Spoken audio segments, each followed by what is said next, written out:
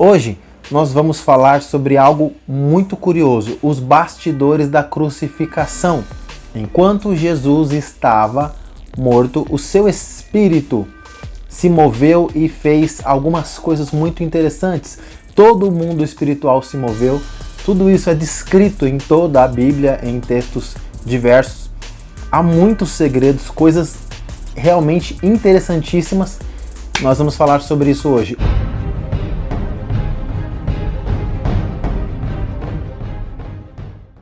Fala galera, que a paz esteja com vocês, onde quer que você esteja. Aqui é o Márcio Ferreira e você está em mais uma Sacada dos Céus. Faz tempo que eu não faço isso, né? E eu quero começar especificamente ali com o ladrão da cruz. Jesus estava na cruz, um dos ladrões começou a insultá-lo, criticá-lo, mas o outro que estava ao seu lado repreendeu o ladrão que o insultava. E olha o que ele falou para o Senhor Jesus. Lucas 23, 42, ele falou assim: então disse, Senhor, lembra-te de mim quando entrares no teu reino. E a resposta que Jesus deu foi muito interessante. Versículo 43, respondeu-lhe Jesus, em verdade te digo que hoje estarás comigo no paraíso. Mas olha que interessante, Jesus disse, hoje estarás comigo no paraíso. Só que Jesus só ressuscitou ao terceiro dia e ele só subiu ao céu, segundo os evangelhos, né, e o entendimento, ele só subiu ao céu 40 dias depois. Então, por que ele disse ao ladrão, hoje estarás comigo? Ele não disse, hoje você vai estar no paraíso. Ele disse, hoje estarás comigo no paraíso. Quer dizer que naquele dia, naquele exato dia, o Espírito de Jesus se moveu e coisas muito curiosas aconteceram. Para isso a gente precisa compreender como é a operacionalização do mundo espiritual e como o mundo inferior, o mundo dos mortos, como o mundo dos mortos era antes de Jesus, no Antigo Testamento. Vamos lá. Lucas capítulo 16, versículo 19, né, conta ali a história do rico e do Lázaro.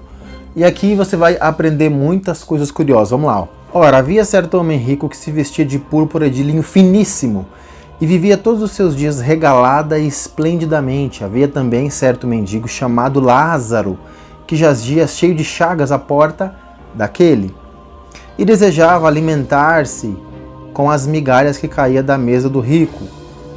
Os próprios cães vinham lamber-lhe as chagas. Tem um cara rico, né, que a Bíblia não diz o nome dele, e o pobre mendigo, a Bíblia cita o nome, Lázaro. Toda vez que Jesus cita o nome de alguém, não é uma parábola, é uma história real, porque Jesus não mente. 22. Morreu o mendigo e foi levado pelos anjos para o seio de Abraão. Aqui a gente vê a operacionalização do mundo espiritual, né? Quando você morre, você não some daqui e aparece no mundo dos mortos. Não, Jesus disse que Lázaro, que era uma boa pessoa, os anjos de Deus vieram buscar a sua alma, o seu espírito, e levaram ele para um lugar no mundo inferior que era chamado seio de Abraão. E aí, Jesus de certa forma desprezou o rico, né? Porque ele não falou como ele foi levado. Morreu também o rico e foi sepultado, né? Mas algumas experiências espirituais, né? Se anjos de Deus levam os justos para o mundo inferior, os ímpios, as pessoas malignas, são levadas pelos demônios, né? Mas Jesus não disse isso.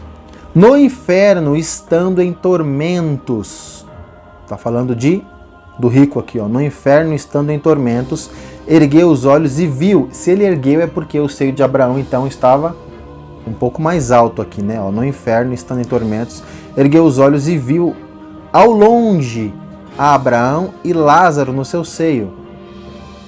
Então clamou, Pai Abraão, tem misericórdia de mim e manda Lázaro que molhe na água a ponta do seu dedo e refresque a minha língua, porque estou atormentado nesta chama. Então no inferno havia fogo. O mundo inferior, segundo aqui esse texto, né, ele é descrito mais ou menos assim, ó. Você tem o inferno, havia um abismo no meio, onde estão presos um grupo de anjos que lá em Gênesis 6 desceram à terra e engravidaram mulheres. Samiasa e mais 200 anjos, né? Tem o inferno, onde queima, tem o poço do abismo. Então havia um lugar que era um lugar de descanso, de espera para os justos, aqueles que serviram a Deus. Só que esse lugar de espera ficava mais alto, né? Era um lugar mais alto. Vamos continuar aqui, ó, 24. Mas Abraão repreendeu e disse-lhe: Filho, lembra-te de que recebeste os teus bens em tua vida, ao passo que Lázaro somente males. Mas agora ele é consolado e tu atormentado. Além disso, está posto um grande abismo, olha aqui, ó, um grande abismo entre nós e vós, de sorte que os que quisessem passar daqui para vós não poderiam, nem os de lá passar para cá. Ou seja, tem um abismo, um abismo devia ser muito longo e não tinha como pular, né? Respondeu ele, o rico, né? Rogo-te, ó pai, que o mandes à casa de meu pai, pois tenho 5 irmãos, que ele lhes dê testemunho, a fim de que não venha também para este lugar de tormento.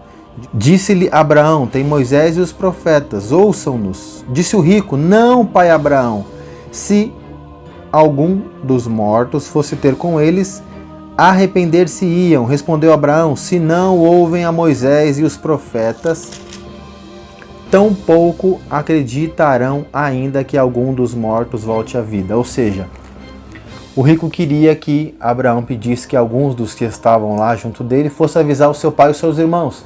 Abraão falou assim: não pode ir, porque lá na terra, né, tem o Moisés e os profetas, tem as escrituras. Então, se eles não creem na palavra de Deus, tampouco vão crer em um espírito. Ou seja, Jesus deixou bem claro como funcionava o mundo espiritual e que os que estão de lá não voltam para cá. Ou seja, todas as manifestações espirituais na terra, onde dizem que é o espírito de alguém que morreu, na verdade são demônios.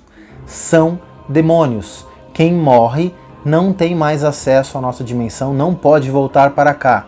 Os anjos de Deus levam os justos, os demônios levam os ímpios e eles não são permitidos voltar, tá certo? Então, olha o que Efésios 4, o apóstolo Paulo fala aqui, ó, 4, versículo 9. Ora, isto, ele subiu, Jesus, né? Que é senão que também antes desceu às partes mais baixas da terra.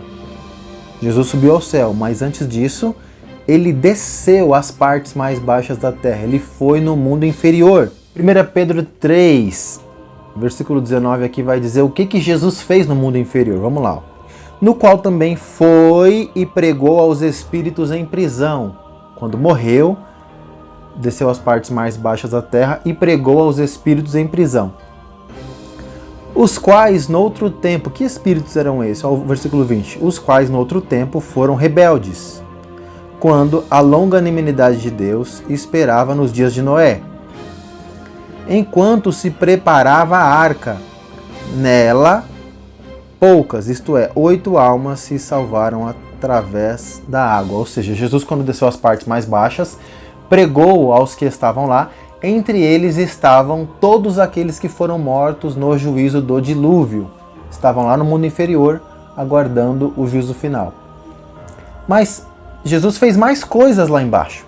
Agora é que a coisa começa a ficar mais interessante.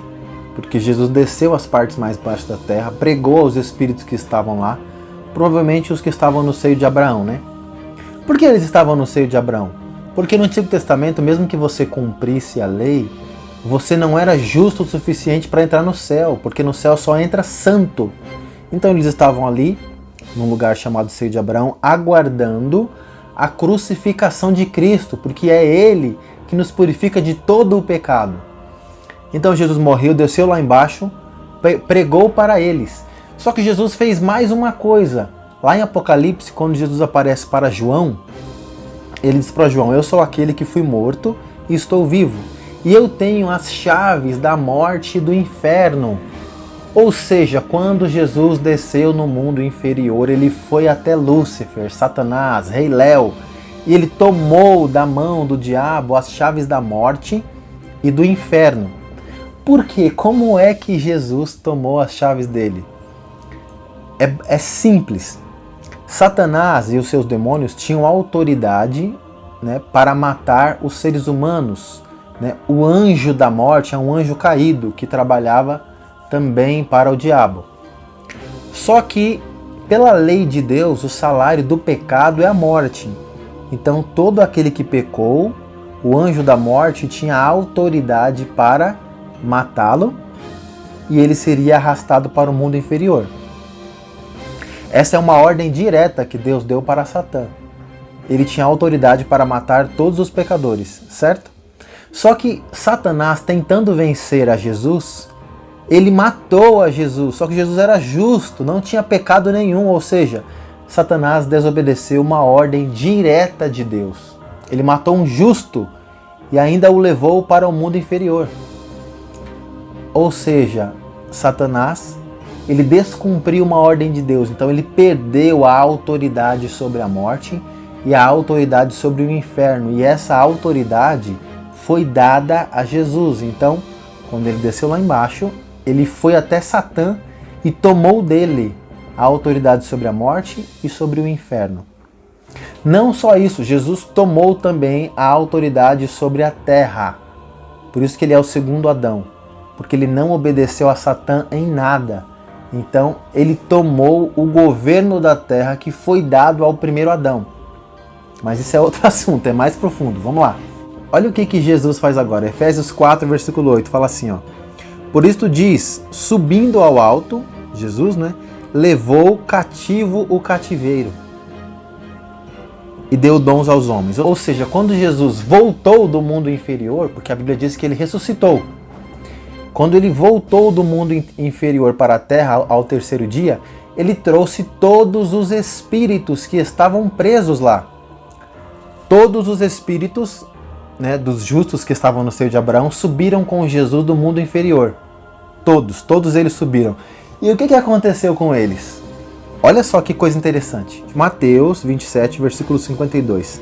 Abriram-se os sepulcros e muitos corpos de santos que dormiam ressuscitaram, certo? E saindo dos sepulcros, depois da ressurreição de Jesus, entraram na cidade santa e apareceram a muitos. Olha o que aconteceu. Jesus desceu nas partes baixas. Quando ele voltou de lá, ele trouxe todos os justos que estavam no seio de Abraão. E muitos desses que subiram com ele ressuscitaram. Então, quando Jesus ressuscitou ao terceiro dia, esses espíritos, a Bíblia não diz quantos, não diz se foram todos, mas muitos desses espíritos que subiram com ele ressuscitaram. E essas pessoas que ressuscitaram entraram em Jerusalém e foram dar testemunho de quem era Jesus. Então, no domingo de manhã, é o que os evangelhos falam, foi o dia que isso aconteceu. Jesus morreu na sexta, né? Domingo de manhã, Jesus ressuscita e no sepulcro ele conversa ali com alguns discípulos. Enquanto isso, os mortos que ressuscitaram vão para Jerusalém. Talvez os outros espíritos dos justos ficaram ali também aguardando. Olha o que vai acontecer agora. No Evangelho de João, capítulo 20, né, no versículo... Começa ali no versículo 10, né? Acontece uma coisa interessante. Jesus ressuscita, Maria, ela vai correndo, chorando até o sepulcro, o encontra vazio, um anjo fala com ela. Quando ela sai para fora, tem um homem do lado de fora. E Maria acha que é um jardineiro, ela não reconhece ele. Olha o versículo 14 que fala, ó. Tendo dito isto, voltou-se e viu a Jesus ali em pé, mas não o reconheceu que era Jesus. Perguntou-lhe Jesus, mulher, por que choras? A quem procuras? Pensando tratar-se do jardineiro, ela respondeu, Senhor, se tu o levaste, dize-me onde o puseste, e eu irei buscar. Disse-lhe Jesus, Maria. Ela voltando-se disse em hebraico, Rabon, que quer dizer mestre. Olha que coisa interessante. Também lá na frente, né, quando Jesus conversava com os dois discípulos no caminho de Emaús, eles não o reconheceram. Ou seja, quando Jesus ressuscitou, ele tinha outro rosto. Não era mais o rosto dele. A explicação é muito simples. As pessoas nesse mundo tem a aparência dos seus pais. Jesus tinha a aparência da sua mãe Maria. Quando ele ressuscitou com a aparência do seu pai. Por isso o seu rosto mudou. Ah, mas como assim Deus tem aparência? Sim, se você for lá em Daniel fala que aquele que está sentado sobre o trono, que é Deus, Daniel chamou de o ancião de dias. Ele tinha um rosto, ele tinha cabelos brancos. Isto é uma pista para nós, de que quando nós ressuscitarmos no reino de Deus, nós não teremos este rosto, esta aparência, nós teremos a aparência do Pai. Mas nessa mesma história acontece uma coisa interessante. Maria, quando reconhece Jesus, ela vai segurar, ela vai tocar nele. E olha o versículo 17, o que Jesus fala para ela. Disse-lhe Jesus: não me detenhas. Em outra versão está dizendo: não me toque, pois ainda não subi para o meu Pai. Que coisa estranha, não é?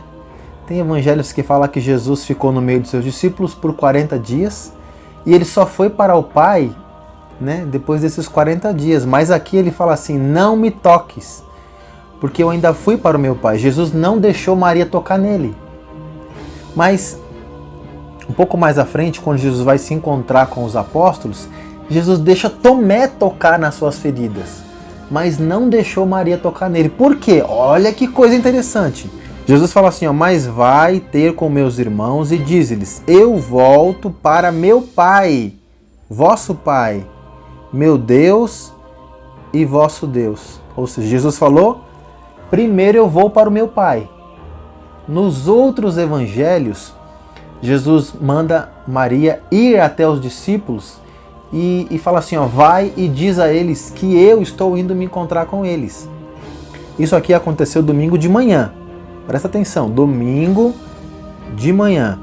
Jesus não deixou Maria tocar nele, porque ele falou: eu vou primeiro para o meu Pai. Olha que coisa interessante acontece aqui. 1 Coríntios 15, versículo 20. Vamos lá. Mas, de fato, Cristo ressurgiu dentre os mortos e foi feito as primícias dos que dormem. Então aqui Paulo está falando que Jesus é as primícias. Lembra lá no Antigo Testamento tinha a oferta de primícias, que era o primeiro grão de tudo o que era produzido, era entregue no templo, certo? Como uma oferta de primícia. Jesus, tudo aquilo era uma simbologia, né, sobre Jesus. Então Jesus é que é a primícia. Mas isso vai ficar mais legal ainda. Levítico 23:10 fala assim, fala aos filhos de Israel e diz-lhes: quando entrardes na terra que vos dou e fizerdes nela a ceifa, trareis um molho das primícias da vossa ceifa ao sacerdote. Então a oferta de primícias, ela não é ela é um molho, ela é um feixe, é um molho, ou de trigo, ou de milho, de qualquer grão. Então a oferta das primícias é um molho. Então você se lembra, Paulo fala que Jesus é as primícias, mas a primícia não pode ser só ela tem que ser um molho. Então todos aqueles espíritos que Jesus subiu com eles do mundo inferior, muitos deles ressuscitaram junto com Jesus.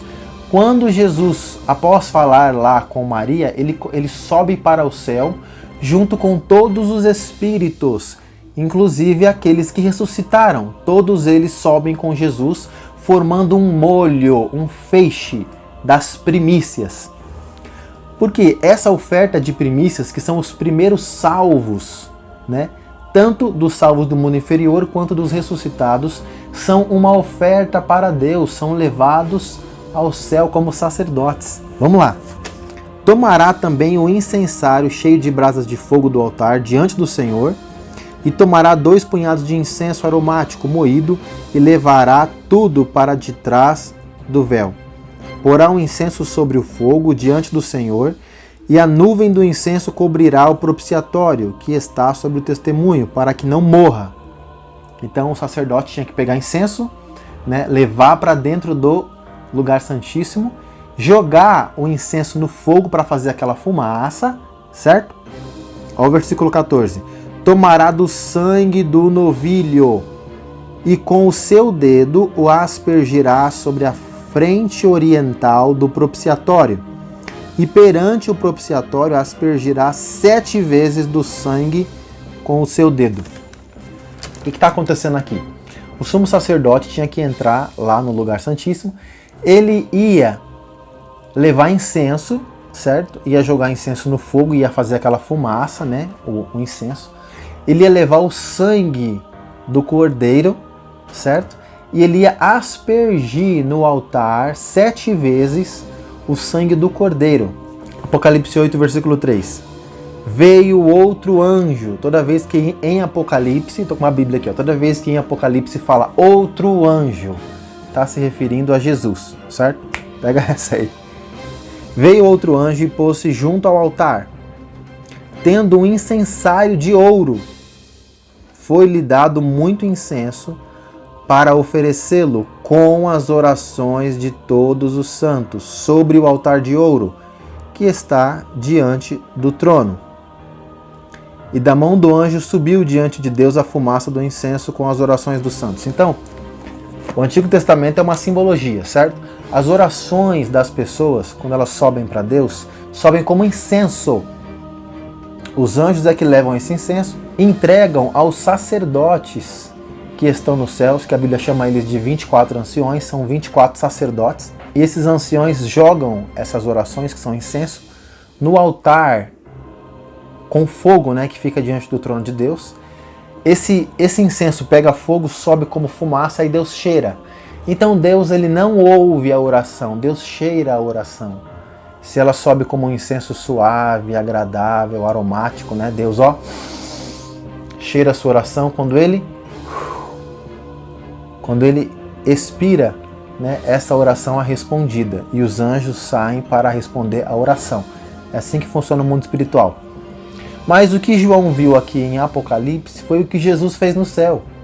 Então eu vou descrever para você exatamente o que Jesus fez. Ele subiu ao céu com o feixe das primícias, que são os espíritos que estavam presos e os que ressuscitaram. Ele subiu ao céu, levando as primícias dos mortos, certo? E entrou no santuário de Deus. Lá em Hebreus fala que Jesus é o sumo sacerdote. Ele entrou no lugar santíssimo, no templo de Deus, como sumo sacerdote. Ali ele tomou as orações que estavam na mão dos anciãos, que eram os sacerdotes, que ele pegou como incenso, né? Ele derramou o incenso no altar de Deus com fogo. Esse incenso subiu, né, como sumo sacerdote. Jesus ali começou o seu ministério de sumo sacerdote, intercedendo pelas orações, certo? Qual foi a segunda coisa que ele fez? Ele pegou do sangue da sua mão, que estava machucada, e aspergiu sobre o altar de Deus 7 vezes, ali intercedendo pelos pecados. E todos aqueles espíritos que subiram com eles, entre eles estava o ladrão da cruz, que já havia se encontrado com Jesus na sexta-feira, certo? Lá no seio de Abraão, porque Jesus disse, ainda hoje estarás comigo no paraíso. Foi no seio de Abraão. No domingo de manhã foi que eles subiram ao céu. E ali Jesus apresentou a Deus a oferta de primícias, que são os primeiros salvos, os primeiros a inaugurarem o paraíso nos céus. Agora tem uma coisa muito específica aqui, que é o dia exato em que a oferta de primícias tinha que ser entregue. Olha só, Levíticos 23, 11 diz assim, ó, né, se você ler o 9 e o 10, está falando sobre a oferta de primícias. Olha o 11. Ele moverá o molho da oferta de primícias perante o Senhor, para que sejais aceitos. O sacerdote o moverá no dia seguinte ao sábado. Qual que é o dia seguinte ao sábado? Domingo. Foi domingo de manhã. O Antigo Testamento já dava todas as dicas. Após ter feito isso, Jesus volta para a terra, certo? Ele já inaugurou o paraíso, ele já se tornou o sumo sacerdote que intercede pelos nossos pecados. Agora ele volta para os seus apóstolos. Olha que interessante aqui, ó. Evangelho de João, capítulo 20, versículo 19, fala assim, ó. Chegada a tarde daquele dia. À tarde, era domingo à tarde. Olha que interessante. Depois de ele ter feito tudo aquilo de manhã e ao longo do domingo, à tarde ele vai se encontrar com os seus apóstolos. Ó, chegada à tarde daquele dia, o primeiro da semana, que é domingo, né? E estando cerradas as portas do lugar onde estavam os discípulos, com medo dos judeus, chegou Jesus e pôs-se no meio deles e lhes disse: paz seja convosco. Aí se você continuar lendo aqui, né, vai as conversas de Jesus lá com os seus discípulos. Mas no domingo à tarde, ele volta dos céus para a terra já como sumo sacerdote. Nessa volta de Jesus para a terra no domingo à tarde, ele ficou aqui no meio dos seus discípulos por 40 dias, fazendo muitos sinais, maravilhas e se mostrando a muitos deles, certo? Isso está em Atos, capítulo 1, versículo 3, ó. Aos quais também, depois de ter padecido, se apresentou vivo, com muitas infalíveis provas, sendo visto por eles por espaço de 40 dias, e falando do que respeita ao reino de Deus, falando sobre o reino de Deus, né? Aí depois desses 40 dias acontece uma coisa incrível, Jesus é levado aos céus, olha lá. Atos 1:9 diz assim: depois que lhes disse isto, vendo-o eles, foi elevado às alturas, e uma nuvem o recebeu, ocultando aos seus olhos. Os apóstolos estavam ali reunidos, Jesus começou a se erguer do chão, sendo levado ao céu. Quando ele chegou a uma certa altura, uma nuvem cobriu Jesus. Agora, sabe quem viu a partir desta cena? É Daniel. Daniel, lá atrás, mais de 1000 anos antes, ele teve uma visão onde ele viu Jesus chegando no céu dessa última vez, após essa cena dos apóstolos. Olha só, Daniel 7,13 fala assim, ó: eu estava olhando nas minhas visões da noite, era um sonho, e vi que vinha nas nuvens do céu. Os apóstolos viram, né, Jesus subindo e uma nuvem o encobriu. Daniel viu a cena a partir daí, ó. E vi que vinha nas nuvens do céu um como o Filho do Homem. Quem é o Filho do Homem? Jesus. Ele se dirigiu ao ancião de dias, né? Ele vinha nas nuvens do céu, ele chegou no céu, ele se dirigiu a Deus, que é chamado de o ancião de dias, e o fizeram chegar até ele. E os anjos levaram Jesus até Deus. Foi-lhe dado o domínio e a honra e o reino. Todos os povos, nações e línguas o adoraram. O seu domínio é um domínio eterno, que não passará, e o seu reino, o único, que não será destruído. Aqui Daniel está falando do milênio, né? Que é o reino de Cristo, que está por vir. Agora é Marcos que narra o que aconteceu, né? Daniel viu os anjos levando ele até o ancião. Olha o que Marcos, o Evangelho de Marcos vai falar. Marcos 16:19 diz assim: depois de o Senhor lhes ter falado, foi recebido no céu, certo? E assentou-se à destra de Deus, certo? Muita gente pensa que no céu tem 2 tronos, né? Porque Jesus está assentado à destra de Deus. Não. Lá em Apocalipse, Jesus fala assim, ó: aquele que vencer, assentar-se-á comigo no meu trono, assim como eu venci e me assentei no trono de meu Pai. Então, no céu, né, após ter vencido na terra, Jesus se assentou no trono do Pai. Ou seja, no céu hoje tem um trono, né? Ele deve ser um pouco mais largo. O Pai está assentado nesse trono e Jesus está assentado à sua direita, certo? Jesus está assentado no mesmo trono do Pai. Por quê? Porque ele tem hoje a autoridade de Deus sobre toda a terra. Como ele mesmo disse: todos os reinos da terra, toda a autoridade me foi dada nos céus e na terra. Certo? Esses são os mistérios e os bastidores aí de tudo que aconteceu no período anterior e posterior à crucificação de Cristo. Tem coisas mais profundas, tem coisas mais minuciosas, né? Se vocês acharem interessante e quiserem que eu fale mais sobre isso, mais pra frente a gente conversa mais sobre isso, tá certo? Fica na paz, até a próxima, que o Senhor Jesus abençoe a sua vida, a sua casa e a sua família, e nós nos encontramos na próxima, se Deus quiser. Fica na paz.